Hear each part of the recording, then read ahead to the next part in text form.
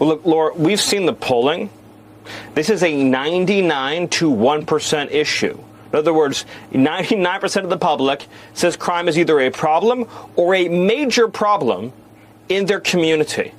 Only 1% of the country says crime is not a problem in our nation's major cities. A few moments later. The truth isn't partisan, and the truth is most of the major cities in the United States are run by Democrat governors, and they're also the highest rate crime cities in the country.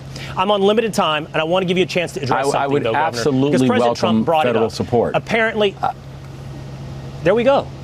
You would welcome federal support. That's wonderful to hear. I would absolutely welcome federal support. So it's very rare that I cover the same topic 3 videos in a row. But we can't help it because right now the Democrats just keep them coming. We have every Democrat mayor, governor, and 2028 hopeful crawling over one another to express just how much they love Donald Trump, what a great president he is, and how he is so correct about every major policy issue in this country. And that, frankly, is only a slight exaggeration of what is actually happening. Because if you watch our last 2 videos, and I encourage you to do so, we've been noticing this week that the Democrats, after spending weeks screaming about the DC Federal Takeover, saying that crime is down, it's not a real problem, it's a good thing, we support the criminals, all this 2020 BLM-style garbage, that Democrats suddenly in the past few days have done a complete 180 on this very issue. For instance, you had Karen Bass out of LA, Gavin Newsom, Kathy Hochul, all collectively in the span of the same couple of days get together and do these gigantic tough on crime law and order press conferences where they're announcing that crime, after we've been tolerating it for a very long time, will no longer be tolerated. Gavin Newsom, for instance, is even using the California Highway Patrol, essentially state troopers, to go into local governments and assist them with law enforcement, which is frankly very ironic because when Trump is doing the same thing with the federal government and the local DC police, that's evil, that's fascist, but here we have Newsom, as usual, actually copying everything that Trump does, and that includes the idea of using this approach apparently to crack down on crime. Now, this is likely completely insincere, but I think there are 2 major reasons Democrats right now are pivoting. Number one is obviously because they might have figured out in the past couple of weeks that the policy position of defending the criminals does not exactly poll well for them. It's not a great message to be running on in 2026. But I think they're also, frankly, scared of Trump's threat of federal takeover, right? They're trying to clean up their area, say, look, Trump, there's no problem. We're doing our jobs actually for once, because they don't want him to go in and send either federal agents or potentially even National Guard into their places.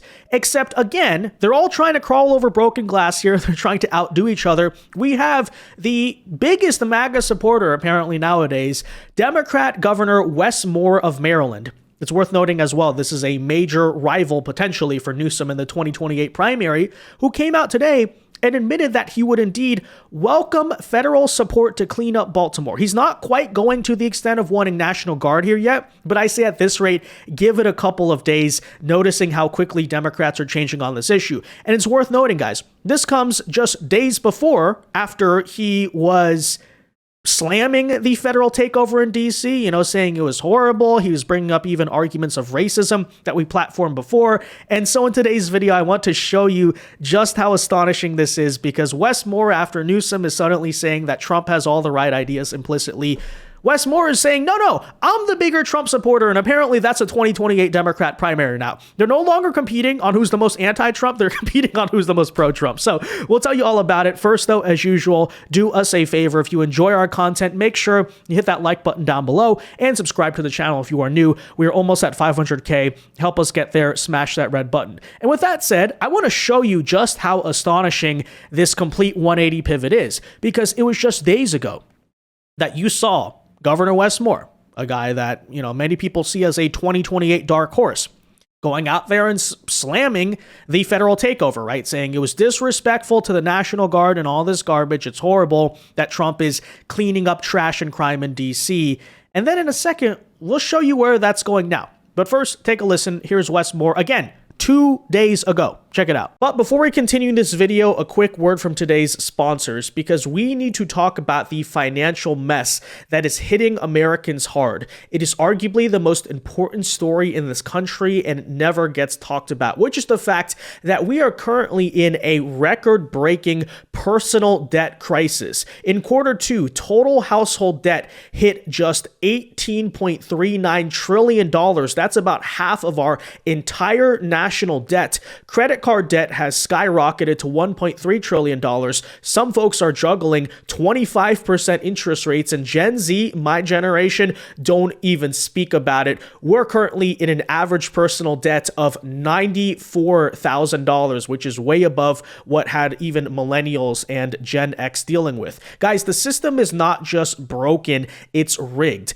Big banks profit when you're desperate, and creditors win when you're stuck, but you don't have to play their game. PDS Debt is here to help you take back control. They've helped hundreds of thousands break free from credit cards, loans, and high interest traps. It's your money, your future, and it's time to fight for both. Here's why PDS Debt stands out. They go beyond the numbers, diving into your unique financial situation to craft a personalized plan just for you. No minimum credit score, no problem. They're focused on helping you save more, pay debt off faster, and keep your hard-earned cash in your pocket. And they're legit. PDS Debt is A+ rated by the Better Business Bureau with thousands of 5-star reviews on Google and a 5-star rating on Trustpilot. You can go read them for yourself, of course. Always verify what we're telling you here. And that's because they've helped countless people like you get out of debt. Guys, judging by the statistics, someone out there watching this video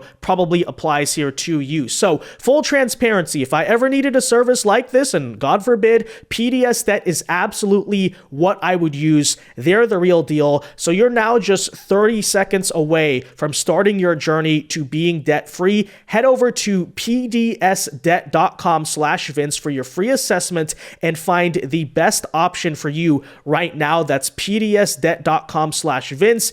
Don't wait. Take control of your financial life, your future, and frankly, your livelihood today. And the thing that gets me most about this is how deeply disrespectful this is to members of the National Guard who signed up for this job, as I did when I deployed overseas and I led paratroopers in combat, where we signed up with the expectation that the commander-in-chief and the people who was declaring our orders was actually taking it seriously. And the problem is we are seeing a lack of seriousness from the President of the United States to a very serious situation. And that's why I invited him to come to Baltimore, to come be educated, to come learn, so he doesn't have to spout nonsense from the Oval Office and things that are just blatantly not true about what is actually happening and the work that's happening in coordination to make people feel safer in their neighborhoods. And this is not the only example, but you basically understand thus far where Wes Moore has stood on this issue. It's worth remembering, by the way, he was not alone. You had many Democrats spending the past couple of weeks arguing either that it was fascist and authoritarian, or it was racist, or it was a little bit of both. And let's quickly remember that before we acknowledge just how much they've pivoted on this. So take a listen. You don't think more police make streets safer? No, Joe, I'm a black woman in America. I do not always think that more police make streets safer. When you walk down the streets of Georgetown, you don't see a police officer on every corner, but you don't feel unsafe. So what is it about talking about places like Southeast DC, right? Ward 8, if you will, that people say, well, we need more officers to make us safe. I think we have to rethink what safety means in America. He's trying to militarize our society, intimidate his political opponents. The whole idea of picking cities based on their partisan leadership is absurd.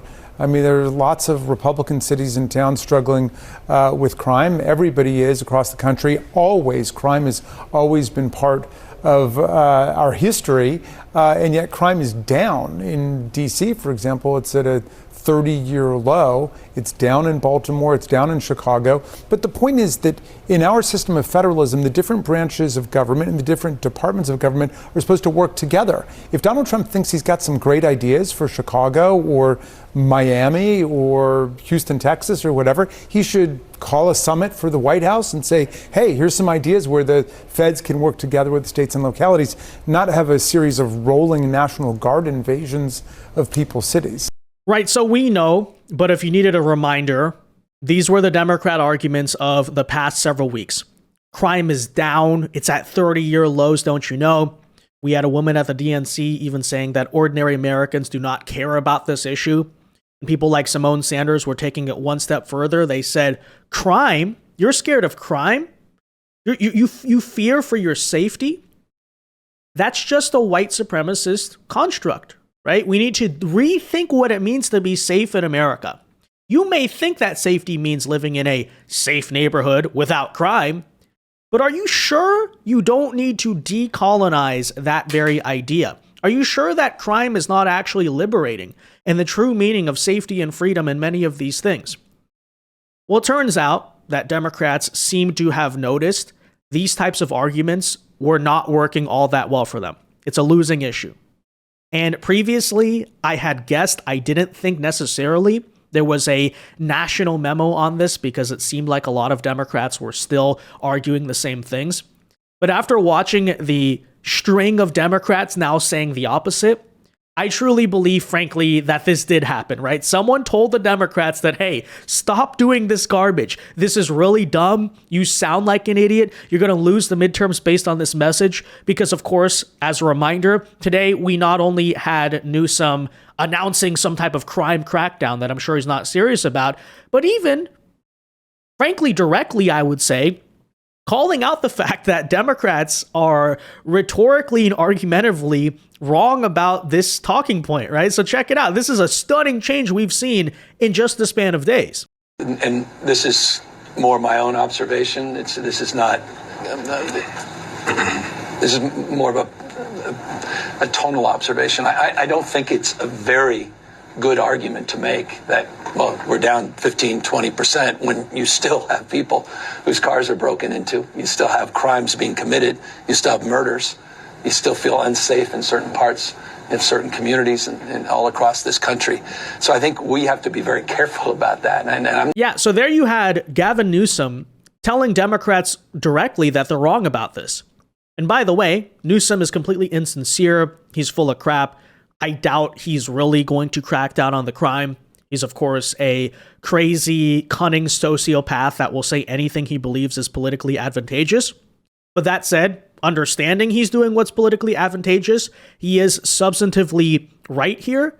Because indeed, as I've been saying from the beginning, Democrats, it's not a smart position to defend the crime. And especially to tell people on a political issue that, frankly, hits more closely to home to people than any other potential source of political debate, to tell them it's not a real problem, to say, oh, it's down because we manipulated the crime statistics. Don't worry. You may feel unsafe every single day. You may even be the victim of crimes. But, the Democrat position is to not do anything about it and argue anyone who does something about it is a fascist. Yeah, needless to say, not exactly working. But again, trying to apparently outdo one another in terms of competing now to show which Democrat is the most MAGA of them all. We have the words today on the Will Cain show on Fox of one of his top 2028 rivals, Governor Wes Moore, who is now saying, just days after constantly attacking Trump, and he even brought up previously some arguments about racial redlining in Baltimore and all this crap, now saying that he would welcome federal support to help clean up Baltimore. Now, I will note, just as a caveat, he goes on this long speech about how he wouldn't support the National Guard, but here's all these other things he would be in support of. And yes, indeed, he does want federal help, which on many levels is a little bit interesting. Because first of all, I thought, you guys wouldn't work anything in any regard with the Trump administration. Now you are, firstly. But secondly, Democrats, how and why could this be the case if you reiterate this point that crime is down? Right? Clearly, crime is not down. Clearly, crime is indeed a real issue.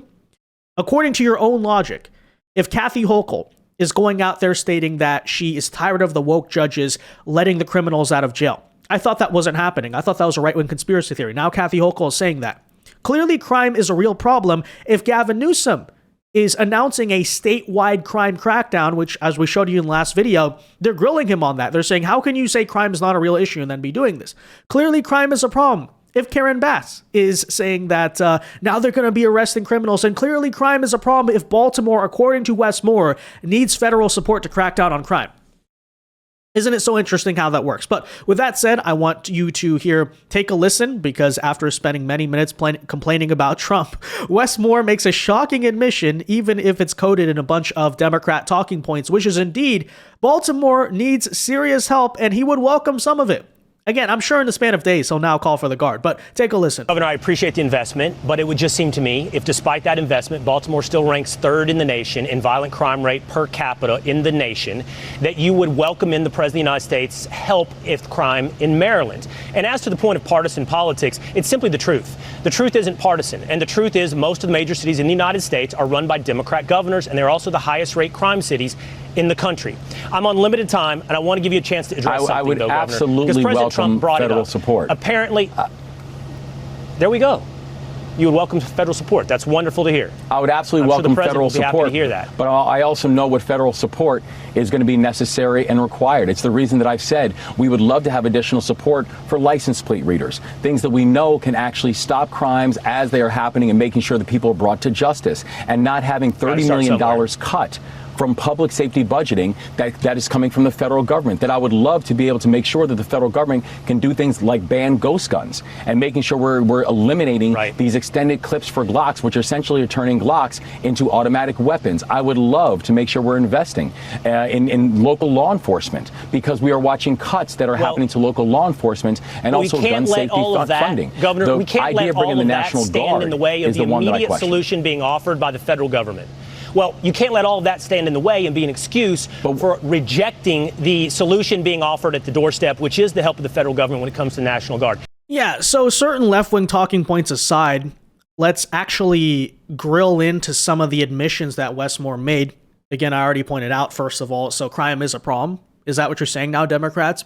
But secondly, he even says that local law enforcement is facing cuts, and it's a problem in Baltimore. Oh, isn't that interesting, Democrats? First of all, I thought defund the police was a misnomer, right? Remember Biden was telling us that in 2020, like Democrats are not cutting funding for the police. Now he's saying local law enforcement in Baltimore, he's admitting, are facing funding cuts and they don't have enough resources. Oh, you know who could help with the provision of those resources? I wonder who. I wonder if in Baltimore there is a certain seat of a certain federal government, just a couple, like an hour drive away actually, that might be able to help you out with that one, right? Like I said, in days, he's going to be asking for the National Guard. But by the way, even on the front of saying, I support all these things, but I don't support National Guard. Well, by your own admission, if local law enforcement is understaffed and under-resourced, then clearly you need what? What do you need?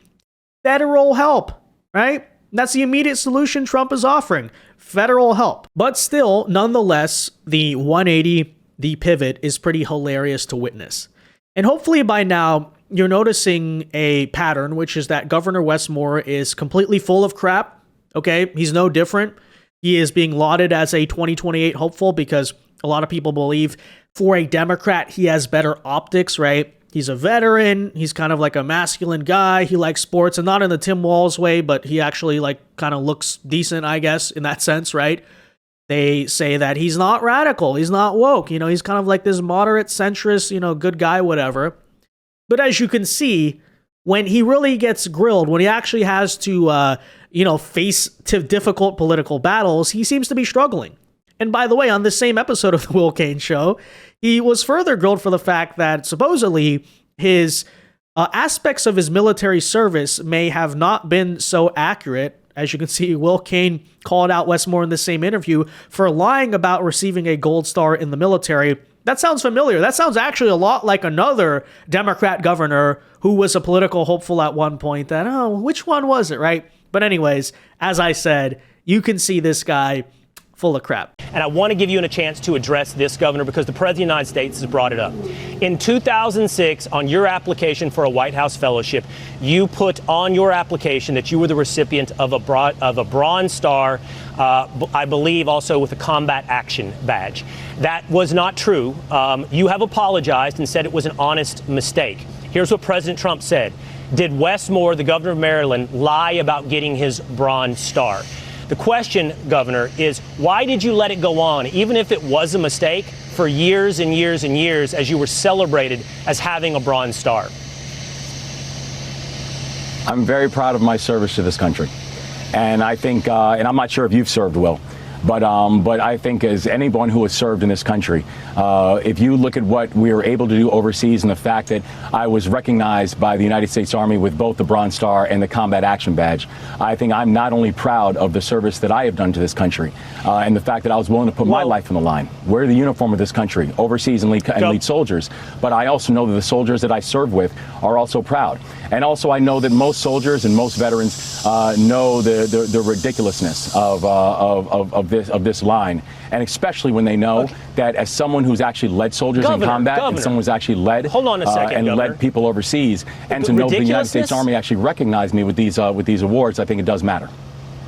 Okay, Governor, first of all, I appreciate your service. I appreciate your service in combat. It's not something that I did, and I recognize and honor your service for this country, and I mean that sincerely. But this is important because it's not ridiculous. And I appreciate that. It's important to know that you also are telling the truth. And you did get the Bronze Star, but you got the Bronze Star 2 years ago. And that 2 years ago, you got the medal, you got a citation, you got a ceremony. But you claimed it in 2006 when you didn't have any of those things. So you would know if you got the Bronze Star. The question is, why did you claim it for so long before you got it? And by the way, the Pentagon has responded to this. I want to read you a statement from DOD. They have something to say about this as well. The Pentagon said in 2006, Wes Moore listed a Bronze Star on his resume he didn't have until 2 decades later. Wes Moore is a perfect example of a politician who inflates his resume and hopes no one notices. Your response, Governor? My response is I'm very proud of my service, and I'm thankful that the United States military has recognized my service in Afghanistan with both the Bronze Star and the Combat Action Badge. I'm thankful for the service that I did overseas. What an interesting dodging of the question. I think what you're noticing with two of the biggest frontrunners in the 2028 race, that being both Newsom and this guy right here, Wes Moore, that yes, they're more articulate, they have better optics certainly than the last people that Democrats were trying to run for president, but it's sort of a shiny veneer over the same core issues, right? You want to criticize Kamala Harris? Gavin Newsom is very similar at his core, right? He has a track record, long time of failure. He's very radical, but he tried to present himself as a moderate all of a sudden, much like Kamala in 2024, and insincere and completely lying and gaslighting and doesn't really stand for anything at their core. They're both kind of sociopathic, power-hungry people. Newsom is just a better speaker, but it's the same thing, right? Wes Moore, same situation here, right? Reminds me a lot of Tim Walz, frankly. Now, to his credit, he is far less idiotic looking and acting than Tim Walz, and he did actually serve in combat, so I respect that, unlike a certain Mr. Walz, right? Tried to say he has fired weapons in war before, and that didn't happen. But you're noticing a lot of similar patterns here, right? Again, lipstick on a pig, shiny veneer. But with that said, guys, let me know your thoughts on this in the comment section down below. What do you think of the Democrats suddenly now trying to pretend like they care about crime? Let me know. Be sure to leave a like on this video, subscribe to the channel if you are new, and until next time, God bless and peace.